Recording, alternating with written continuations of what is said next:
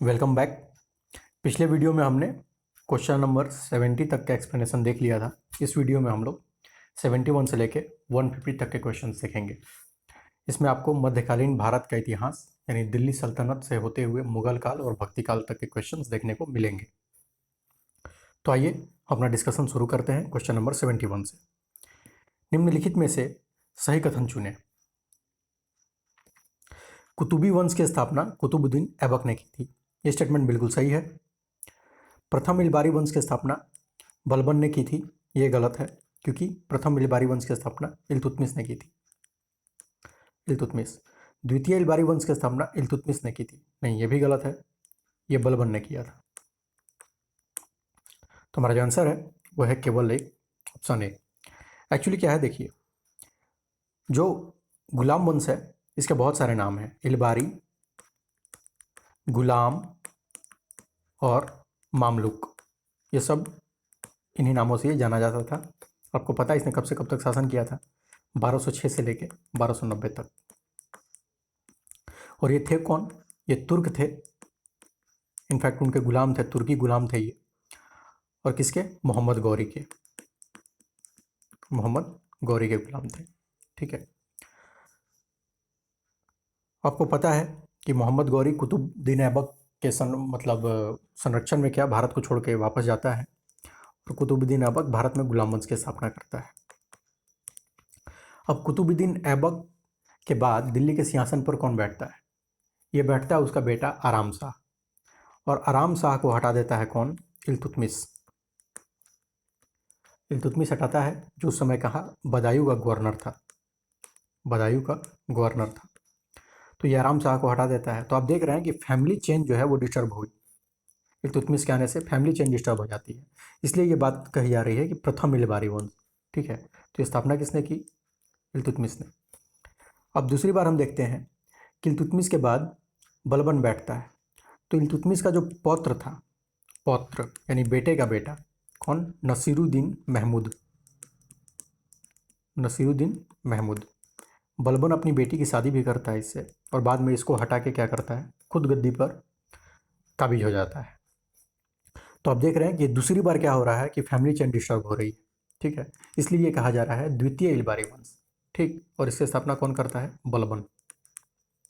तो इस तरीके से हमने देखा कि हमारा स्टेटमेंट जो है वो केवल एक सही है, इसलिए आंसर है ऑप्शन ए। आगे चलते हैं। किस शासक ने 2.5 दिन का झोपड़ा नामक मस्जिद बनवाई? ये बनवाया था कुतुबुद्दीन ऐबक ने, ऑप्शन बी। और आपको पता है हमने अपने प्रारंभिक मध्यकालीन इतिहास का जब टेस्ट हम दे रहे थे उसके एक्सप्लेनेशन वीडियो में मैंने आपको बताया था कि जो सांभर के जो चौहान थे या सकंभरी के चौहान, उनमें एक शासक थे विग्रहराज चतुर्थ। विग्रहराज चतुर्थ। इनके शासनकाल में ये 2.5 दिन का झोपड़ा की जो इमारत है ये कब बनी है? ये इन्हीं के शासनकाल में बनी थी, विग्रहराज चतुर्थ के। बाद में कुतुबुद्दीन ऐबक इसका नामकरण कर देता है 2.5 दिन का झोपड़ा। और विग्रहराज चतुर्थ ने एक नाटक भी लिखा था, लगे हाथ वो भी जान लेते हैं। उस नाटक का नाम था हरिकेली। हरिकेली। तो हमारा आंसर है क्वेश्चन नंबर 72 का ऑप्शन बी। क्वेश्चन नंबर 73 की तरफ चलते हैं। किस सल्तनत शासक ने राजधानी को लाहौर से दिल्ली स्थानांतरित किया? ये काम किया था इल्तुतमिश ने, ऑप्शन सी। आगे चलते हैं। Question number 74। इल्तुतमिश के संबंध में कौन सा कथन सही नहीं है? इसके समय में इक्तेदार का पद हस्तांतरणीय हो गया। ये बिल्कुल सही है। देखिए, इक्ता बोलते थे जब भूमि के बदले में, मतलब वेतन के बदले में जब भूमि दी जाने लगती थी तो क्या बोला जाता था? उसको इक्ता बोला जाता था। इक्ता। और इक्ता के हेड को क्या बोलते थे? इक्तेदार। तो इल्तुतमिश के टाइम पर क्या हो गया? ये ट्रांसफरेबल हो गया। ठीक है। तो ये स्टेटमेंट बिल्कुल सही है। ट्रांसफरेबल इन द सेंस कि लोग कोई अपना इक्ता दूसरे को बेच सकता है। ये बिल्कुल सही है। दूसरा क्या है? इसने तुर्कान चहलगानी नामक एक दल का गठन किया। बिल्कुल सही है कि इल्तुतमिश ने तुर्कान चहलगानी का गठन किया था। और ये थे कौन? जो तुर्कान चहलगानी, ये शक्तिशाली सैन्य प्रमुख थे। सैन्य प्रमुख थे ये। तीसरा स्टेटमेंट, मिन्हास उस सिराज नामक इतिहासकार को इसने संरक्षण दिया। ये भी बिल्कुल सही है। मिनासु सिराज ने एक बुक लिखी थी, नाम था उसका तबकाते नासिरी। और ये कौन सी लैंग्वेज में है तबकाते नासिरी? ये है फारसी लैंग्वेज, फारसी में। तो इस तरीके से हम देख रहे हैं कि हमारे सारे स्टेटमेंट सही हैं, इसलिए आंसर है ऑप्शन ई। आगे चलते हैं क्वेश्चन नंबर 75 की तरफ। इसने वित्त विभाग को सैन्य विभाग से अलग कर दिया तथा लौह एवं रक्त की कठोर नीति का पालन किया। उपरोक्त उक्ति का संबंध किससे है? आपने इन्फ्रेंस लगा लिया होगा लौह एवं रक्त देख के। यह है बलबन। एक्चुअली क्या है कि मेवात और अवध का जो एरिया था वहाँ पे बहुत ज़्यादा डकैत हो गए थे, और इन डकैतों की इतनी हिम्मत हो गई थी कि ये दिल्ली के आसपास भी आके लूट मार करके चले जाते थे। तो बलबन ने इन पर नकेल कसने के लिए लौह एवं रक्त की सख्त नीति अपनाई थी, मतलब इनको दौड़ा दौड़ा के मारा था। तो यही है लौह एवं रक्त की नीति। और इसने वित्त विभाग, जिसको उस समय दीवान ए अनजरात बोला जाता था, दीवान ए अनजरात, इसको इसने सैन्य विभाग से अलग कर दिया। इसको क्या बोलते थे? इसको बोलते थे दीवान ए अर्ज। इन दोनों विभाग को अलग करने का श्रेय जाता है किसको? बलबन को। अब हम अपना नेक्स्ट क्वेश्चन देखते हैं। Question number 76। किसके शासनकाल में बंगाल के गवर्नर तुगरिल बेग ने विद्रोह किया था? तुगरिल बेग ने बलबन के टाइम पे विद्रोह किया था। एक्चुअली क्या है कि जब बलबन बूढ़ा होने लगा, 1278-79 के आसपास की घटना है, तो मंगोलों ने दिल्ली पर आक्रमण करने की धमकी देनी शुरू कर दी। अब इससे उत्साहित होकर गवर्नर जो था बंगाल का तुगरिल बेग, इसने सोचा कि मंगोल धमकी दे ही रहे हैं और सुल्तान बूढ़ा हो रहा है, तो क्यों ना दिल्ली सल्तनत को अपने कब्जे में ले लिया जाए। तो इसने क्या कर दिया? विद्रोह कर दिया। लेकिन इसका दुर्भाग्य था कि इसका पाला बलबन से पड़ा था। बलबन जाता है 1279 ईस्वी में, तुगरिल बेग को हरा के इसको मौत के घाट उतार देता है और इसके बेटे बुगरा खान को बंगाल का गवर्नर नियुक्त कर देता है। तो एक कहानी थी इसकी। आगे चलते हैं क्वेश्चन नंबर 77। सल्तनतकालीन इतिहास में 1290 ईस्वी की प्रमुख घटना, जिसे इतिहासकार वंशवादी क्रांति कहते हैं, का संबंध किस वंश की स्थापना से है? तो ये वंश है खिलजी वंश, ऑप्शन बी। देखिए एक्चुअली क्या है, बलबन का जो पुत्र है, पौत्र है एक्चुअली कैकुबाद, कैकुबाद का बेटा है कैमूर्स। कैमूर्स की हत्या कर देता है कौन? जलालुद्दीन खिलजी। और जलालुद्दीन खिलजी इसकी हत्या करने के पश्चात खिलजी वंश की स्थापना करता है। और इसके पहले हम देख रहे हैं कि एक तरीके से गुलाम वंश ही चला आ रहा है। तो आप देख रहे हैं कि इस बार क्या होता है, सीधे सीधे वंश परिवर्तन, मतलब वंश का परिवर्तन हो जाता है। तो इसी को इतिहासकार क्या कहते हैं? वंशवादी क्रांति कहते हैं। और इसके बाद किसकी स्थापना होती है? तो खिलजी वंश की स्थापना होती है। क्वेश्चन नंबर 78 है, दिल्ली का पहला ऐसा सुल्तान जो हिंदुओं के प्रति उदार रवैया रखता था तथा अपने विरोधियों को भी कठोर दंड देने से बचता था। ये काम था जलालुद्दीन खिलजी का। और ये न सिर्फ उनको कठोर दंड देने से बचता था, बल्कि उनसे दोस्ती करने के लिए उनको बाद में पुरस्कृत भी करता था। आगे चलते हैं क्वेश्चन नंबर 79। मदिरापान एवं सामाजिक समारोह और उत्सव पर प्रतिबंध, मजबूत एवं स्थायी सेना तथा खलीफा के आधिपत्य का स्वीकार, ये तत्व किसके शासन की विशेषता है? तो यह है अलाउद्दीन खिलजी के शासन की विशेषता। अलाउद्दीन खिलजी मार्केट ड्रिवन शासक था। इसने देखिए, ये खलीफा धर्म इन सब की बातों पे ज़्यादा बिलीव करता नहीं था, अपने काम से काम था इसको। इसने एक अस्थायी सेना का निर्माण किया था। इसका रीज़न ये था कि जब तब जो कुलीन जो थे, अमीर लोग, ये क्या कर देते थे? विद्रोह कर देते थे। और विद्रोह को दबाने में जो सुल्तान था उसकी सेना का खर्च, धन का खर्च, समय का अपव्यय, ये सब होता था। तो अलाउद्दीन खिलजी ने सोचा कि इसके क्या क्या कारण हैं। तो उसने देखा कि कुलीनों के पास अपार संपत्ति है और ये आपस में ही शादी ब्याह कर ले रहे हैं, तो इससे क्या हो रहा है कि इनका गठजोड़ और मजबूत हो रहा है। दूसरा, इसने देखा कि गुप्तचर जो व्यवस्था है वो बिल्कुल नकारा है, ख़त्म व्यवस्था है बिल्कुल। और उसने देखा कि तीसरा, मदिरापान, यानी लोग शराब पीकर क्या बदगुमानी में चले जा रहे हैं और कुछ भी हरकतें कर दे रहे हैं। तो यही सब इसने देखा कि विद्रोह के मूल कारण है। तो उसने एक तरीका निकाला। उसने क्या किया कि उसने मदिरापान को प्रतिबंधित किया, सामाजिक समारोह और उत्सव पर प्रतिबंध लगा दिया ताकि लोगों को मिलने जुलने का अवसर ना मिले और विद्रोह ना हो।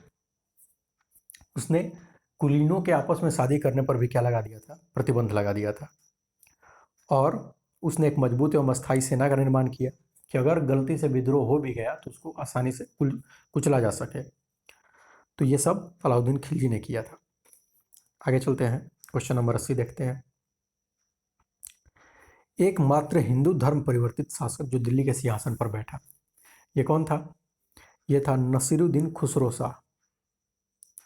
और ये कुतुबुद्दीन मुबारक शाह जो अलाउद्दीन का बेटा है, मुबारक शाह, कुतुबुद्दीन मुबारक शाह, इसको हटा कर ये शासन पर बैठता है नसीरुद्दीन खुसरो। आगे चलते हैं, क्वेश्चन नंबर 81। अलाउद्दीन खिलजी के प्रशासन में निम्नलिखित में से कौन से तत्व दृष्टिगोचर होते हैं? तो देखिए, सेना को नगद वेतन देता था, बिल्कुल सही है। चेहरा एवं दाग प्रणाली, ये भी सही है। चेहरा एवं दाग प्रणाली से तात्पर्य है कि ये अपने सैनिकों के चेहरे का विवरण रखता था कि कौन कैसा दिखता है, मतलब कहिए तो एक तरीके का आधार कार्ड था उस समय, उस टाइम का। और दाग प्रणाली मतलब ये जो घोड़े हैं, घोड़ों पर स्पेसिफिक मार्क्स लगा देता था, मार्क, कि हाँ ये घोड़ा इसका है, ये घोड़ा इसका है। ये दाग प्रणाली कहलाती थी। तो ये इसने किया था अलाउद्दीन खिलजी ने। तीसरा है बाजार सुधार। बाजार सुधार से मतलब है कि इसने जो आवश्यक वस्तुएं हैं उनके दाम इसने तय कर दिए थे। क्योंकि देखिए, ये अपनी सेना को क्या नगद वेतन देता था, नगद वेतन। और नगद वेतन जब देता था तो जाहिर सी बात है ये डेयरनेस अलाउंस नहीं देगा, मतलब महंगाई भत्ता तो देगा नहीं, क्योंकि खर्च ज़्यादा हो जाएगा। तो इसने इसका तोड़ ये निकाला कि दाम ही कम कर दो आवश्यक वस्तुओं के, जो ये लोग खरीदेंगे जाके। जैसे अन्न खरीदेंगे तो अन्न के दाम तय थे, वस्त्र खरीदेंगे इनके भी दाम तय थे। तो ये काम किया था इसने, बाजार सुधार। और इसके मूल में कारण ये था कि इसको अपने सेना को नगद वेतन देना था, तो और साथ ही उसको अपने पैसे भी बचाने थे। चौथा देखते हैं, अन्न के रूप में भू राजस्व। तो नहीं, अन्न के रूप में नहीं, ये नगद के रूप में लेता था। कारण वही है क्योंकि इसको नगद वेतन देना है। और कर मुक्त धार्मिक भूमि, कर मुक्त धार्मिक भूमि नहीं थी। इनफैक्ट ये धार्मिक भूमि जो मौलवी वगैरह लोग थे उनसे छीन छीन कर उस पर टैक्स लगाता था। ठीक है, तो 4 और 5 गलत है, 1 2 3 सही है। तो हमारा आंसर है ऑप्शन नंबर ए। आगे चलते हैं, क्वेश्चन नंबर 82। निम्नलिखित में से कौन सा सुल्तान बदकिस्मत आदर्शवादी माना जाता है? तो ये तो एक ही है, मोहम्मद बिन तुगलक, ऑप्शन बी।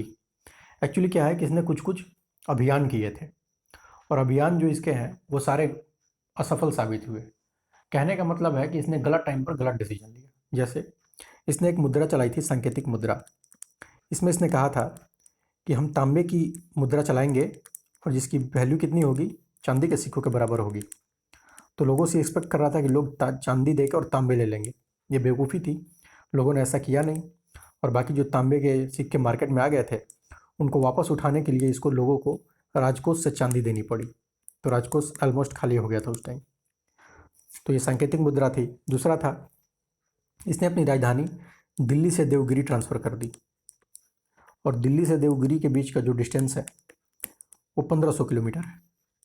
अब लोग चिलचिलाती धूप में मजबूर हो गए वहाँ जाने के लिए। इससे क्या है, रास्ते में ही बहुत सारे लोग मर गए। उसके बाद जब ये देवगिरी गया, वहाँ कुछ समय बाद क्या हो गया, पानी का संकट आ गया। मतलब पानी प्रॉपर वहाँ था ही नहीं इतने लोगों के लिए। तो इसको मजबूरी में वापस दिल्ली आना पड़ा। लोगों ने भर भर के गालियाँ दी इसको। तो ये इसका दूसरा असफल मतलब डिसीजन था।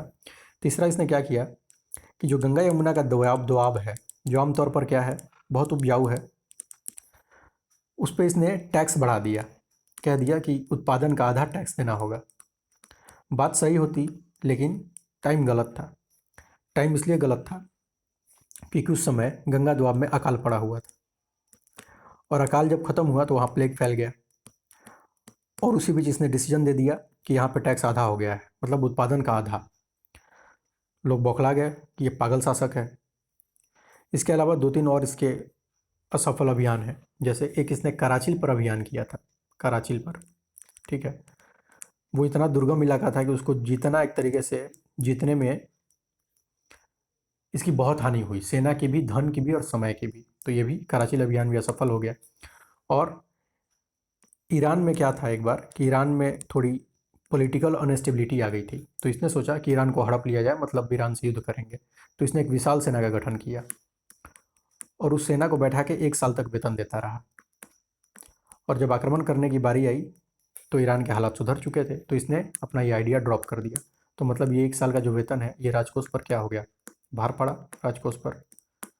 ठीक है, तो ये इस तरीके के जो इसके डिसीजंस थे, इन्होंने इसको पगला शासक, बदकिस्मत आदर्शवादी, इन सब खिताबों से नवाज दिया। आगे चलते हैं, क्वेश्चन नंबर 83।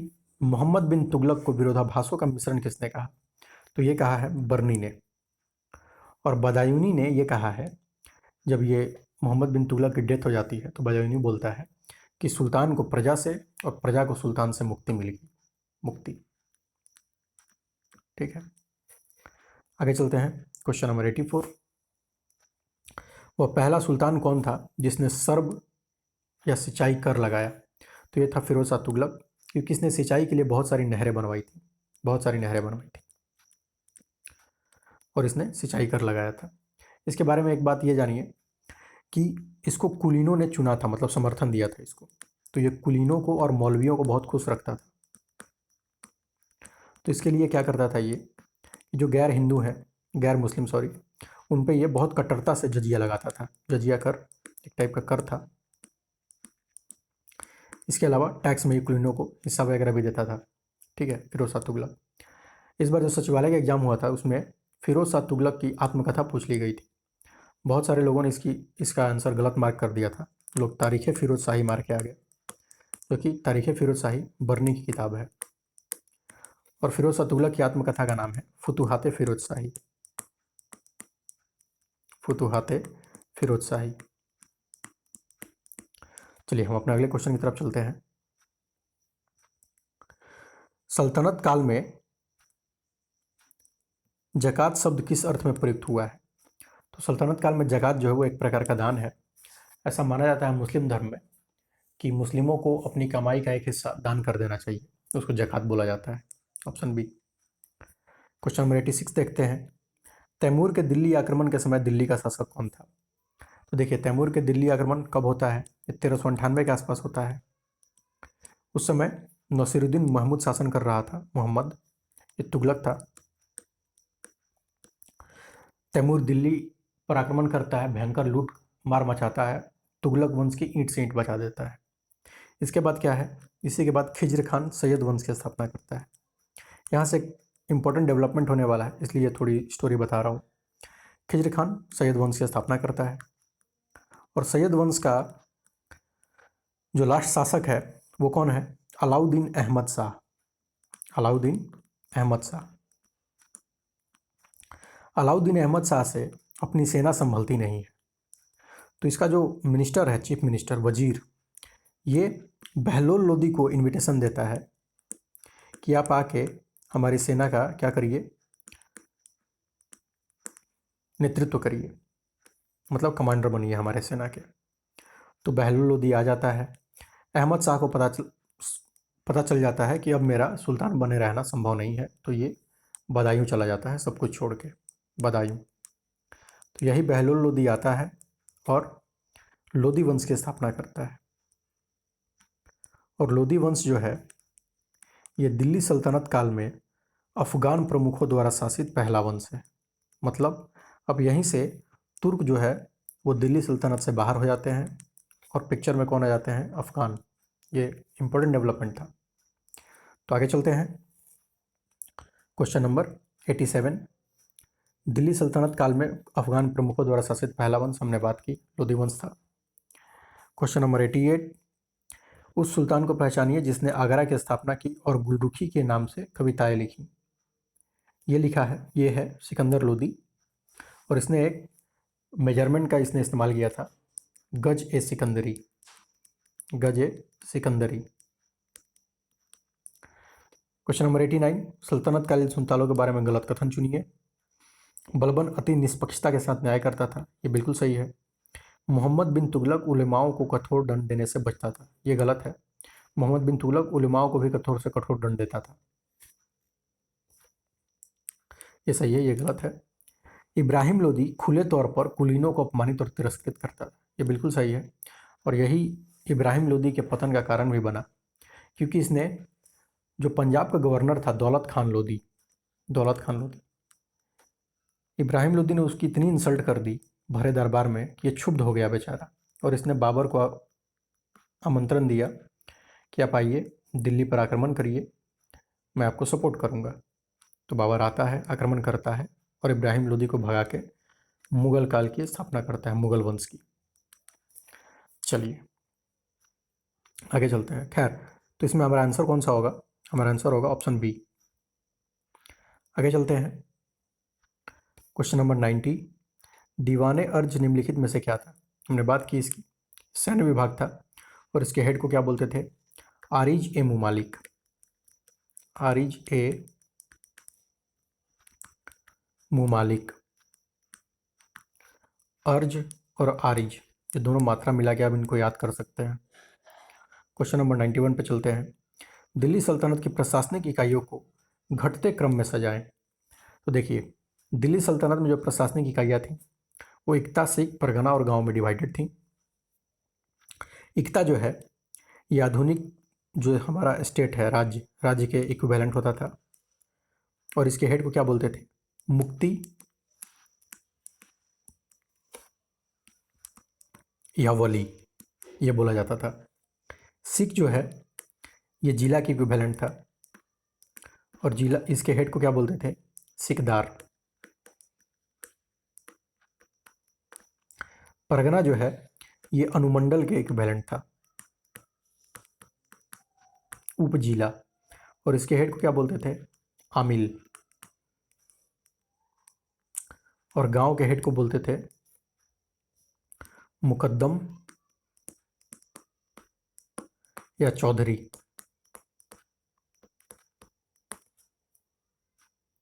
ये है।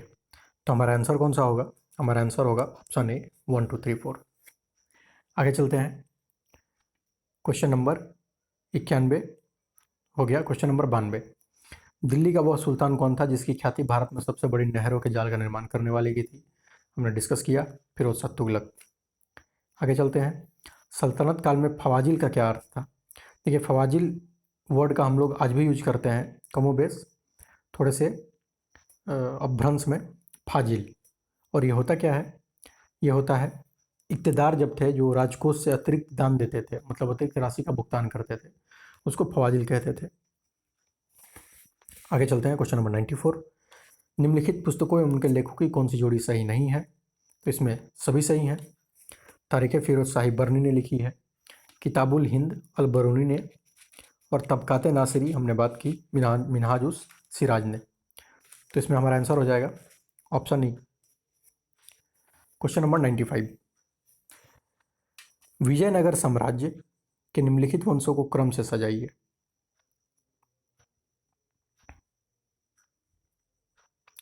तो देखिए, विजयनगर साम्राज्य में जो पहला वंश था वो था संगम वंश, जिसकी स्थापना किसने की है? हरिहर एवं बुक्का ने। और इसका टाइम फ्रेम कब से कब तक था? 1336 से 1485।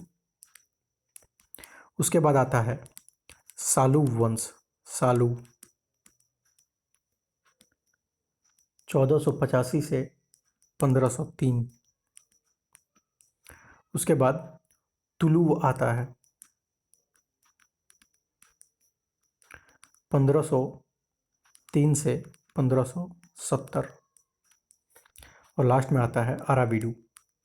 अराविडू एक्चुअली तुलु से ही रिलेटेड थे, बहुत ज़्यादा को रिलेटेड। तो एक तरीके से कहिए तो कोई अलग वंश ना कह के कहिए कि इनके रिश्तेदार ही थे एक तरीके से। और अराविडू लास्ट 17वीं सदी तक शासन करते हैं। यही क्रम है इनका। तो हमारा आंसर है ऑप्शन नंबर बी। आगे चलते हैं क्वेश्चन नंबर 96 की तरफ। निम्नलिखित विदेशी यात्रियों में कौन सा जोड़ा सही नहीं है? अब्दुल रजाक पर्सिया से आया था, बिल्कुल सही है। दोमिंगो पायस पुर्तगाल से आया था, यह भी बिल्कुल सही है। इब्न बतूता वियतनाम से आया था, ये गलत है। क्योंकि इब्न बतूता मोरक्को से आया था, मोरक्को। आगे चलते हैं। इतालवी यात्री निकोलो कोंटी ने किसके बारे में कहा है कि वह भारत के अन्य सभी राजाओं से अधिक शक्तिशाली था? निकोलो कोंटी ने ये देवराय प्रथम के बारे में कहा था। देवराय प्रथम संगम वंश से थे, संगम वंश। और आपको इन्हीं के टाइम पर, देवराय प्रथम के ही टाइम पर, एक रूसी व्यापारी आता है जिसका नाम है निकितन। और निकितन ने एक बुक लिखी है, उस बुक का नाम है वॉयज टू इंडिया। तो ये हो सकता है कभी बुक का नाम पूछ लिया जाए कि वॉयज टू इंडिया के लेखक कौन है। तो ये निकितन है, जो एक रूसी व्यापारी था, और ये किसके टाइम पर आया था? संगम वंश के देवराय प्रथम के नाम पर, जिनके बारे में निकोलो कोंटी ने कहा है कि वह भारत के अन्य सभी राजाओं से अधिक शक्तिशाली थे। आगे चलते हैं। Question number 98। किस शासक को आंध्र पितामह कहा जाता है? ये कहा जाता है किसको? कृष्णदेवराय को। ये तुलु वंश के थे, बहुत ही प्रतापी शासक कृष्णदेवराय। आगे चलते हैं। Question number 99। कृष्णदेवराय का संबंध किस वंश से है? तो ये तुलु वंश से है। ये आई थिंक जो बिहार एसआई का मेंस हुआ था उसमें ये क्वेश्चन आया था। नेक्स्ट क्वेश्चन देखते हैं। बहमनी साम्राज्य के भग्नावशेषों पर उपजे प्रांतों के संदर्भ में कौन सही सुमेलित है? एक बार देखिए, जो दक्षिण भारत का हम इतिहास देखते हैं उस समय क्या है कि यहाँ पर विजयनगर शासन कर रहा है, मतलब यहाँ से विजयनगर कर रहा है शासन, और इसके ऊपर बहमनी साम्राज्य था, और ये दोनों क्या थे? आपस में लड़ते रहते थे, विजयनगर और बहमनी। बाद में कुछ टाइम बाद बहमनी साम्राज्य का क्या हो जाता है? विघटन होता है, और ये विघटन होता है कितने? 5 में, 5 प्रांतों में इसका विघटन हो जाता है। तो ये हम देखते हैं कि किस किस प्रांत में कौन कौन से शासन का की स्थापना होती है। उनका नाम है अलग अलग एक्चुअली, जैसे निजाम शाही, आदिल शाही। तो देखते हैं एक बार हम। देखिए,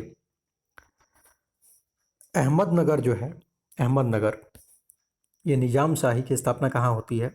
अहमदनगर में। ये बहमनी साम्राज्य से टूटकर बना हुआ प्रांत है अहमदनगर, और वहाँ पे निजाम शाही की स्थापना होती है। बीजापुर में आदिल शाही की स्थापना होती है, आदिल शाही।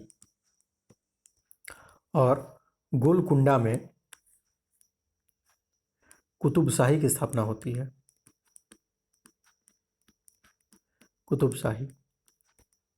इमाद शाही की स्थापना बरार में होती है, बरार में। और बीदर में बारिद शाही की स्थापना होती है।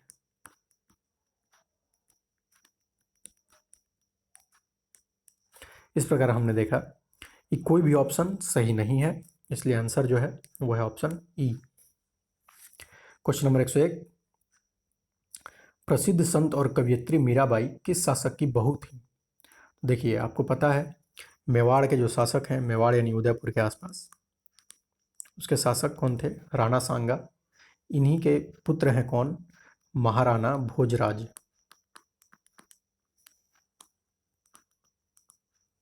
महाराणा भोजराज से शादी हुई थी किसकी? मीराबाई की। और ये राणा सांगा के क्या थे? बेटा थे। तो करेक्ट आंसर है ऑप्शन सी। आगे चलते हैं। Question number 102। भारत का वह, गुजरात का वह प्रमुख शासक, महत्वपूर्ण शासक जिस पर आधारित एक पुस्तक राज विनोद लिखी गई है। देखिए, राज विनोद पुस्तक जो है संस्कृत लैंग्वेज में है, और ये किसने लिखी है? ये लिखा है उदयराज ने। ये संस्कृत के कवि हैं जो महमूद बेगड़ा के शासनकाल में रहते थे। और ये राज विनोद जो पुस्तक है किसके बारे में है? महमूद बेगड़ा के बारे में। देखिए, महमूद बेगड़ा को बेगड़ा इसलिए बोला जाता था क्योंकि इसकी मूछें इतनी बड़ी थी कि लगता था कि गाय का सींग है, और इसकी दाढ़ी जो है ये कमर तक आती थी। तो ये अजीब टाइप का दिखता था, इसलिए लोग इसको बेगड़ा बोलते थे कि बेगड़ा है। बेगड़ा मतलब गाय का बछड़ा होता है। और बारबोसा ने इसके बारे में लिखा है कि बचपन में एक अलग अजीब टाइप का इसको जहर दे दिया गया था महमूद बेगड़ा को, जिसकी वजह से क्या है कि इसके शरीर पर अगर कोई मक्खी भी बैठ जाती थी ना, तो उस जहर के कारण मर जाती थी। मतलब बचपन में दिए गए जहर का असर लास्ट तक रहता है इसके बॉडी में, ठीक है। और बहुत ही मतलब महत्वाकांक्षी और प्रतापी शासक था महमूद बेगड़ा। आगे चलते हैं। क्वेश्चन नंबर 103, कश्मीर का अकबर कहे जाने वाले जैनुल आबिदीन का संबंध किस वंश से था? तो जैनुल आबिदीन जो है ये शाहमीरी वंश से रिलेटेड थे, शाहमीरी वंश। और इन्होंने कश्मीर में जजिया कर हटा दिया था, गौवध पर प्रतिबंध लगा दिया था, और हिंदुओं को भी ये क्या उच्च पद देते थे। तो ये जो सहिष्णु नीतियाँ हैं इनकी, इसी वजह से इनको क्या बोला जाता था? कश्मीर का अकबर। आगे चलते हैं। क्वेश्चन नंबर 104, मुगल कालीन प्रशासनिक इकाई को क्रम में सजाइए।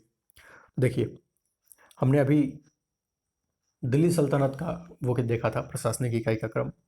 यहाँ भी सेम ही है, लेकिन थोड़ा बहुत अंतर है। जैसे वहाँ पे इक्ता मतलब स्टेट को इक्ता बोलते थे, यहाँ पे सूबा बोलते हैं। और हेड कौन है? सूबेदार।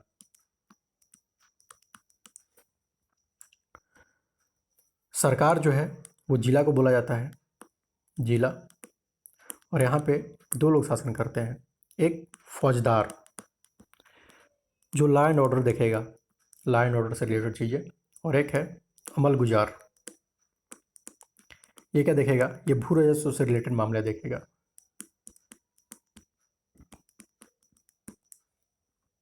तीसरा है परगना, परगना यानी उपजिला, और इसका जो हेड था उसको सिकदर बोलते थे, सिकदर। और चौथा है गांव, गांव का हेड मुकद्दम। और जो पूरा मुगल प्रशासन था ये 12 डिवीजन में था, इसको मतलब 12 सूबों में क्या किया गया था? डिवाइड कर दिया गया था। चलिए आगे चलते हैं। अच्छा, इसमें हमारा आंसर है, हमारा आंसर होगा ऑप्शन ए 1 2 3 4। क्वेश्चन नंबर 105 देखते हैं। राजा के सिर के पीछे हालो या दिव्य रोशनी का चित्रण किसके काल में शुरू हुआ? तो आप लोगों ने देखा होगा कि किसी भी जो फोटो वगैरह के पीछे जो ये चमकदार बने रहता है कि रोशनी निकल रही है इस तरीके से, इसको हालो बोलते हैं। और ये शुरू हुआ था जहांगीर के शासनकाल में। आगे चलते हैं। क्वेश्चन नंबर 106, किस शासक के काल को मुगल काल का स्वर्ण युग माना जाता है? ये शाहजहाँ के काल को माना जाता है, क्योंकि इन्होंने स्थापत्य कला में बहुत ज़्यादा इम्पोर्टेंट निर्माण कराए थे, इसलिए 106 का ए। आगे चलते हैं।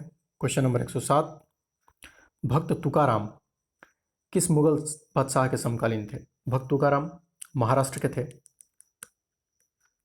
महाराष्ट्र। विठोबा के भक्त थे, विठोबा यानी विष्णु भगवान। और इन्होंने अभंग की रचना की थी। और ये किसके समकालीन थे? जहांगीर के, ऑप्शन सी। आगे चलते हैं। क्वेश्चन नंबर 108, निम्नलिखित में से कौन सही सुमेलित है? तो देखिए, शाहजहाँनामा ये इनायत खान ने लिखा है, बिल्कुल सही है। आईने अकबरी अबुल फजल ने लिखा, ये भी बिल्कुल सही है। और तुजुके जहांगीरी ये जहांगीर ने खुद लिखा है, ये भी बिल्कुल सही है। तो हमारा जो आंसर है वो है ऑप्शन डी। क्वेश्चन नंबर 109 देखते हैं। 109 बोल रहा हूँ मैं, 109। मुगल काल की राजभाषा क्या थी? तो मुगल काल की राजभाषा फारसी है, option A. Question number 110, Akbar के शासन में महाभारत का फारसी अनुवाद किस नाम से हुआ? वो था रजमनामा, ऑप्शन बी। अनवार सुहेली जो है ये पंचतंत्र था, पंचतंत्र का फारसी अनुवाद है अनवार सुहेली। आगे चलते हैं। किस युद्ध को जीतने के बाद शेर शाह ने दिल्ली में अफगान सत्ता की स्थापना की? क्वेश्चन नंबर 111, तो ये युद्ध था बिलग्राम का युद्ध, यानी इसको एक और नाम से जानते हैं, कन्नौज के युद्ध के नाम से। और ये हुआ कब था? ये हुआ था 1540 में। आगे देखते हैं। मुगल काल में अमल गुजार नामक अधिकारी का क्या कार्य था? ये हमने अभी देखा कि भूमि राजस्व का मूल्यांकन करता था। क्वेश्चन नंबर 113 है, मुगल प्रशासन में मुहतसिब कौन था? तो मुहतसिब जो है वो लोक आचरण अधिकारी को बोलते थे। और ये समझिए कि पब्लिक एथिक्स, यानी लोग एथिक्स का पालन कर रहे हैं कि नहीं, इसको देखने के लिए था ये। नेक्स्ट क्वेश्चन नंबर 114, हुमायूं द्वारा लड़े गए युद्धों का सही क्रम क्या है? तो देखिए, दौरा का जो युद्ध है ये 1532 में हुआ। चौसा का जो युद्ध है ये 1539 में हुआ। कन्नौज या बिलग्राम का युद्ध 1540 में होता है और सरहिंद का युद्ध 1555 में होता है। तो हमारा जो करेक्ट सीक्वेंस है ऑप्शन बी 1 2 3 4। आगे चलते हैं। शाहजहां के शासनकाल को मुगल काल का स्वर्ण युग किसने कहा? ये कहा था एल श्रीवास्तव ने, ऑप्शन बी। आगे चलते हैं। Question number 116। भारत में चिश्ती सिलसिले को किसने स्थापित किया? ये स्थापित किया था किसने? शेख मोइनुद्दीन चिश्ती ने, option C. Question number 117। Bharat में किस सूफी सिलसिले को सर्वाधिक लोकप्रियता मिली? तो ये मिली थी चिश्ती सिलसिले को। क्वेश्चन नंबर 118 है, दारा सिकोह ने किस सूफी सिलसिले को अपनाया? तो दारा सिकोह ने कादरी सिलसिले को अपनाया था, ऑप्शन सी। देखिए, सिलसिले से यानी जो सूफी सिलसिले हैं इनसे क्वेश्चन अक्सर आते रहते हैं। तो हम एक बार क्विकली क्या करते हैं कि इसको समझ लेते हैं कि सिलसिला होता क्या है और कितने प्रकार के सिलसिले थे। देखिए, ये 4 सिलसिले हैं, चिश्ती, सुहरावर्दी, नक्शबंदी और कादरी। और ये फिरदौसी आपको दिख रहा है, इसके बारे में हम बात करेंगे। तो सबसे पहले जो सूफ़ी होते हैं उनको वली या दरवेश या फ़कीर, ये चारों नाम से जाना जाता है। एक अरबी वर्ड है और इसका मतलब होता है पवित्रता, यानी जिनका हृदय पवित्र हो तथा जिनके पास क्या हो, आत्मसंयम हो। और ये ईश्वर से क्या करते थे? प्रार्थना करते थे। और ईश्वर और मनुष्य के बीच प्रेम का संबंध ही क्या है? सूफीवाद का आधार है। कि मतलब ये ईश्वर को कहते थे कि ईश्वर मतलब मेरी गर्लफ्रेंड है और मैं ईश्वर का बॉयफ्रेंड हूँ, या फिर उल्टा हो सकता है, मतलब मासूक और मासूका, ऐसा कुछ संबंध है। यानी प्रेम, लव रिलेशन को ये ईश्वर के साथ जोड़ते हैं कि मानव और ईश्वर में क्या है? लव का रिलेशन है। ठीक है। इनका मोटिव था कि मानव हित को बढ़ावा देना है। और 8वीं सदी के आसपास क्या है, इसकी शुरुआत होती है 8वीं सदी के आसपास। और 11वीं सदी आते आते क्या होता है कि पूरे हर जगह पूरा फैल जाता है और एक परंपरा विकसित होती है जिसको पीर और मुरीद परंपरा कहते हैं। ये वही परंपरा है जो हमारे यहाँ पहले से थी, गुरु और शिष्य की परंपरा। ठीक है। तो देखिए, अब इन्हीं का क्या है कि फिर फर्दर डिवीजन हो जाता है अलग अलग संप्रदायों में। तो वही संप्रदाय हैं कौन कौन से? चिश्ती, सुहरावर्दी, नक्शबंदी और कादेरी। तो चिश्ती सिलसिले की जो स्थापना है वो करते हैं मोइनुद्दीन चिश्ती, ख्वाजा मोइनुद्दीन चिश्ती। ठीक है। इनको गरीब नवाज भी कहा जाता था, गरीब नवाज। और ये गैर मुस्लिमों के प्रति बहुत सहिष्णु थे और इतने फेमस थे कि मतलब तुगलक इनके कब्र पर गया था। ठीक है। और इस सांसारिक संपत्ति का त्याग करने पर बल देते थे। ठीक है। और समझिए कि धार्मिक सहिष्णुता को भी बहुत ज़्यादा फॉलो करते थे, है ना, मतलब कट्टर नहीं थे। ठीक। और इसी चिश्ती सिलसिले में ही एक अन्य संत हैं जिनका नाम क्या है?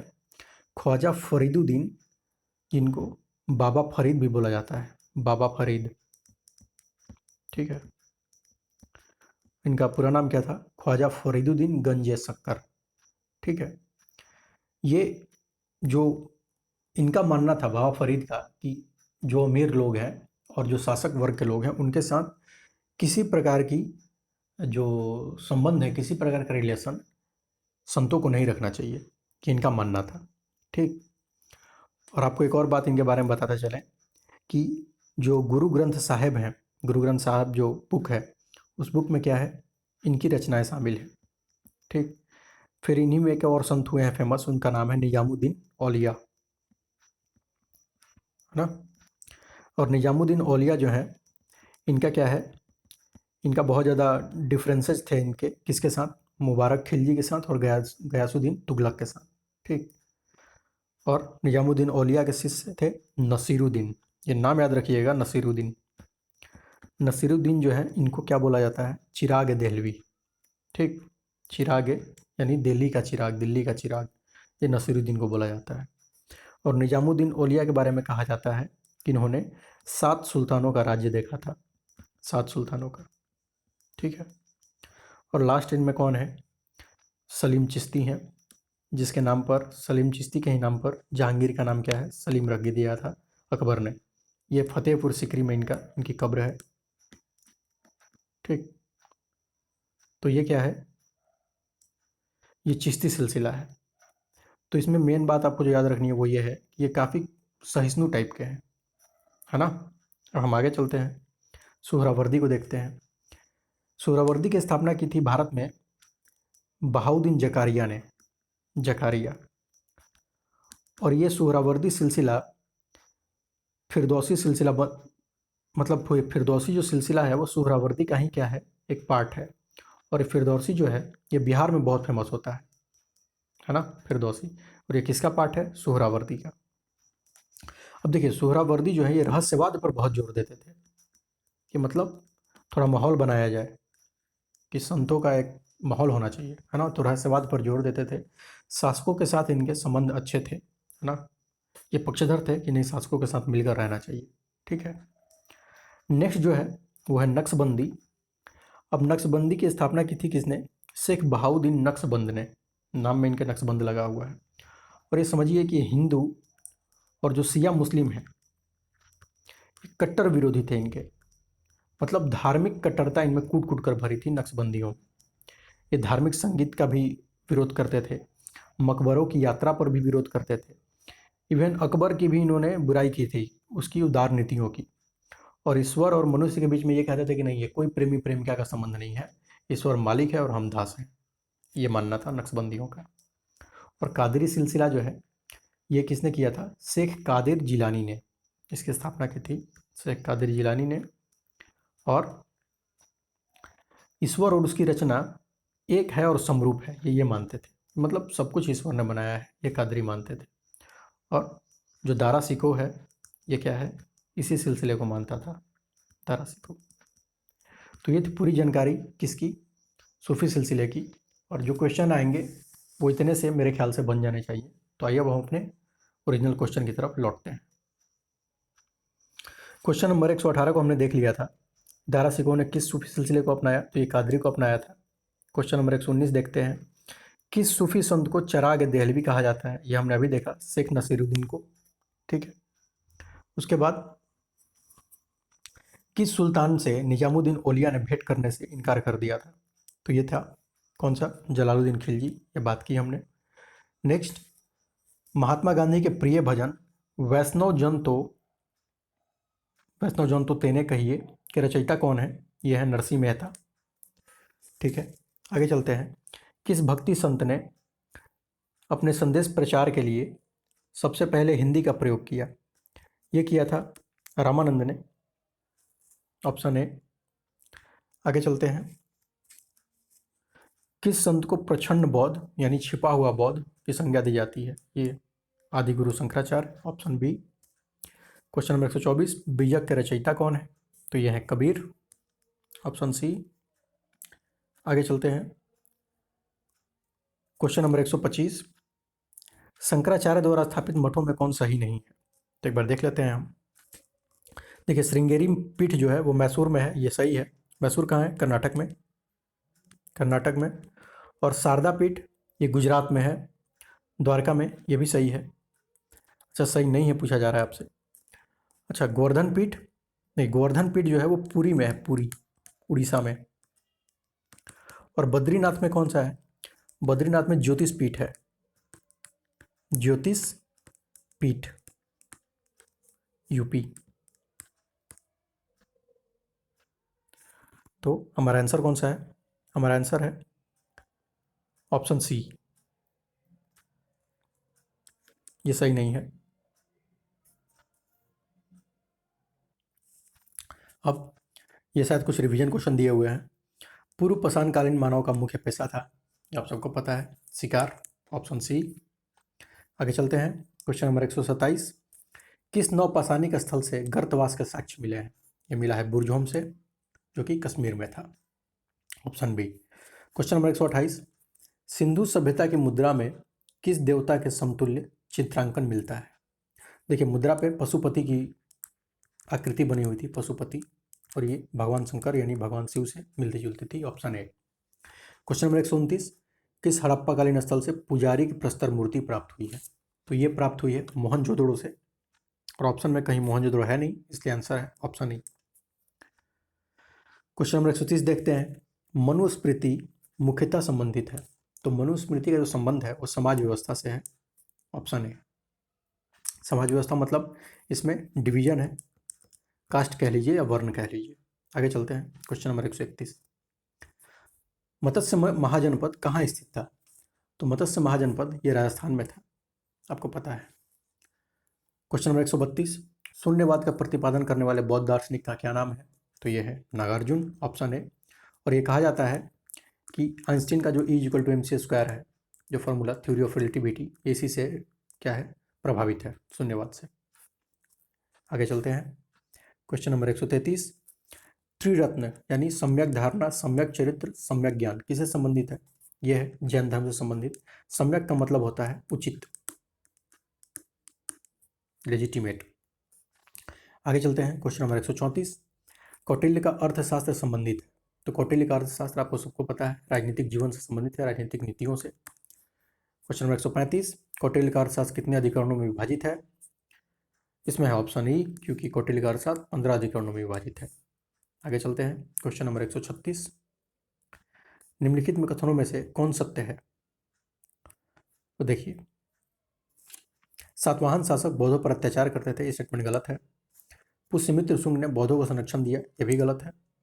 बोध गया में शशांक ने बोधि वृक्ष काट दिया, ये सही है। हमारा आंसर है ऑप्शन सी। क्वेश्चन नंबर 137 की तरफ बढ़ते हैं।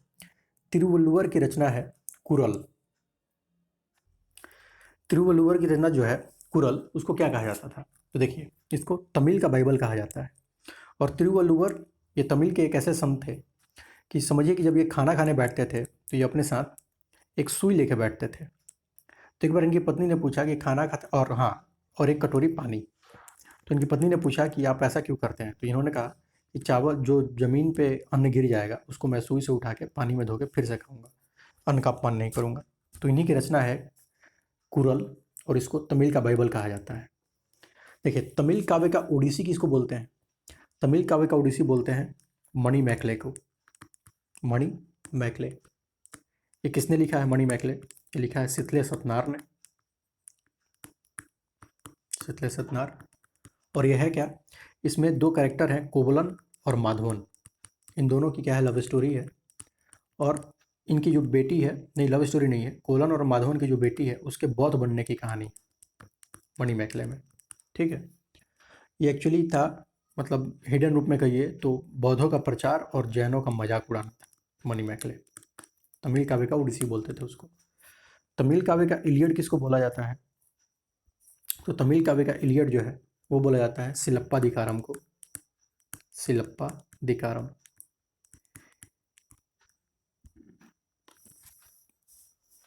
ये जो मणि मैकले और सिलप्पा दिकारम है, ये क्या है, एक तरीके से समझिए कि मिलते जुलते कंसेप्ट पर है। और सिलप्पा दिकारम को लिखा किसने है? इसको लिखा इलंगो आदिगल ने, इलंगो आदिगल। और इलंगो आदिगल कौन है? यह है सेन गुटवन का भाई, सेन गुटवन। सेन गुटवन कौन है? ये एक बहुत प्रतापी चेर शासक है जिसको लाल चेर के नाम से जाना जाता है। ठीक है, और इलियड में क्या है, इलियड जो है, सॉरी इलियड नहीं, मतलब सिलप्पा दिकारम, ये तमिल काव्य का क्या है, फर्स्ट काव्य, तमिल भूमि, तमिल लैंग्वेज का फर्स्ट काव्य सिलप्पा दिकारम। ठीक है, आगे चलते हैं, क्वेश्चन नंबर 138। निम्नलिखित में से कौन सा नाटक कालिदास ने नहीं लिखा था? मालविका अग्निमित्रम, ये कालिदास ने लिखा है। अभिज्ञान शकुंतलम, ये भी लिखा है। और विक्रमो वर्षियम, ये भी लिखा है। तो हमारा आंसर है ऑप्शन ई। Question number 139। निम्नलिखित में से कौन सी लिपि दाईं ओर से बाईं ओर लिखी जाती थी? ठीक है, मतलब इस तरीके से इधर ये लिखी जाती थी, कौन सी? Kharoshthi, option C. आगे 140। मिताक्षरा किसकी रचना है? तो मिताक्षरा जो है वो विज्ञानेश्वर की रचना है। और सब्जेक्ट क्या है मिताक्षरा का? ये हिंदू विधि पर है। हिंदू विधि मतलब हिंदू लॉ। ठीक है, मतलब हिंदू धर्म जो है वो कौन कौन से पर्सनल लॉ से रेगुलेट होता है, उस पर है ये मिताक्षरा। आगे चलते हैं, क्वेश्चन नंबर 141। बख्तियार खिलजी ने अपना प्रशासनिक मुख्यालय कहाँ बनाया? तो बख्तियार खिलजी ने, अब ये शायद बिहार स्पेसिफिक शुरू हो गया है, तो बख्तियार खिलजी ने प्रशासनिक मुख्यालय बिहार शरीफ में बनाया था, option C. Question number 42। Bakhtiyar Khilji के आक्रमण के समय पाल वंश का शासक कौन था? तो वो था Indradyumna Pal, option B. Question number 143, Bihar में सैनिक अभियान आयोजित करने वाला पहला सुल्तान कौन था? तो ये सुल्तान था Iltutmish, option B. Question number 144, Bihar राज्य का नाम बिहार किसने दिया? बिहार राज्य का नाम बिहार ये दिया था किसने? तुर्कों ने। क्वेश्चन नंबर 145, बिहार पर राज करने वाले जनजातीय राजवंश था ये Chero, Chero option A. Question number 146, Chand एवं मुंड जो चंडेश्वरी एवं मुंडेश्वरी मंदिर से जुड़े हैं का संबंध है? तो इनका संबंध है शाहाबाद के चेर से। ये चेर शाहाबाद जिले में शासन करते थे। क्वेश्चन नंबर 147, बिहार में नुहानी राज्य का संस्थापक था? तो ये था Mohammad Shah Nuhani, option B. Question number 148, Sher Shah द्वारा निम्न में से कौन से कार्य किए गए? जब्ती प्रणाली की शुरुआत, सिकंदरी गज का प्रयोग और रुपए का प्रचलन। देखिए तीनों काम शेर शाह ने किए थे, तो इसलिए हमारा आंसर हो जाएगा option D. Question number 149, Bihar को सर्वप्रथम अपने साम्राज्य में मिलाने वाला मुगल कौन था? ये अकबर था, ऑप्शन ए। क्वेश्चन नंबर 150, किस मुगल शासक ने मनेर की बड़ी दरगाह का भ्रमण किया था? तो ये बाबर ने किया था, ऑप्शन ए। इस तरीके से हमने पूरे के पूरे 150 क्वेश्चन का डिस्कशन कर लिया है। अब हम आपसे अगले टेस्ट सीरीज के एक्सप्लेनेशन वीडियो में मिलेंगे जो कि टेस्ट 5 है। तब तक के लिए थैंक यू वेरी मच।